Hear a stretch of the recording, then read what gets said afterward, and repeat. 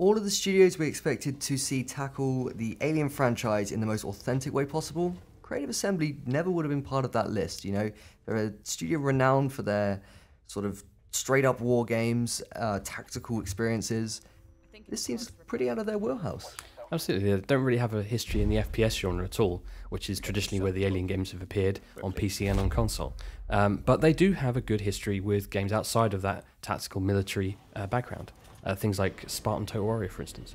Of course, and now here we've got Alien Isolation. So this is a game coming to Xbox One and Xbox 360 in 2014, and it's finally taking a step away from Aliens, the James Cameron sequel that so many games have used as a template. You know, it's a game that sticks you with a group of soldiers, gives you a load of big guns, drops you into a sci-fi world, and just lets you shoot aliens for a couple of hours. And you know what? That was fine until last year's Colonial Marines, which was pretty much an unmitigated disaster. But now we're going back to Ridley Scott's alien masterpiece from '79, and we are loving everything we've seen here. It's probably one of the most terrifying games we've had our hands on in a very long time, I think it's safe to say. Yeah, I don't think we could have necessarily guessed that Alien would be a movie that could be translated into a video game. It doesn't seem to have any of the normal sort of tropes that we would require for a video game and interactivity, because it is a much more traditional kind of horror movie experience. But it's interesting what they're trying to do here. So, I mean, what have you seen in terms of the little gameplay things they're adding that make it feel more like that classic horror genre? Yeah, totally. So, I mean, what we're seeing here is it's basically stripping away the shooter basically out of FPS, and it's sticking you in this really dingy space station, and you're basically playing Amanda Ripley, which is Ripley's daughter, who you get a brief glimpse of in Aliens. But you're playing as her. You're looking for the black box from the Nostromo, and you're trapped here with this xenomorph, and that's really all we know. It doesn't seem like there's going to be any sort of pulse weapons or any sort of heavy weaponry for that matter. It's all going to be about exploration and trying to keep away from this single xenomorph that's chasing you around, and from what we can tell is actually unkillable as well. Yeah, that's a huge point of this game, is actually that there isn't a pack of aliens chasing you down. You're not going to be fighting them off with guns and with chainsaws or anything like that.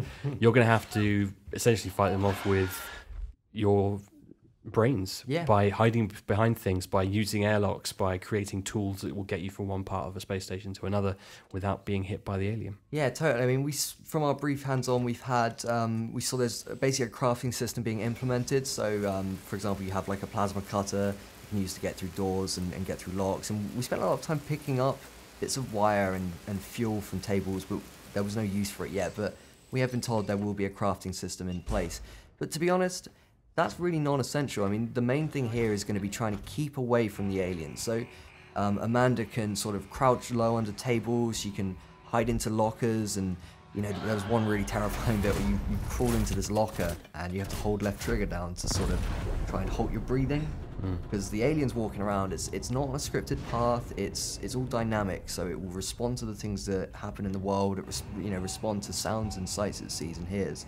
So you really need to be aware of everything that's happening. I mean, most of the time we spent just crouched under tables, like peering around the sides, desperately hoping it wouldn't see us, and then just trying to make a break for cover, you know, and if you don't time it right, you're dead, man. Like, there's no second chances. It almost sounds a little bit like those very early encounters you would have had with the Big Daddy in the original Bioshock. Yeah, totally.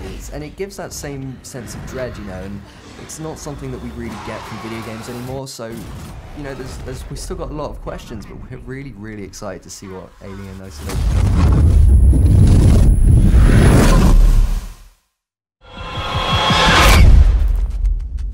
We get to shut the book. Ripley.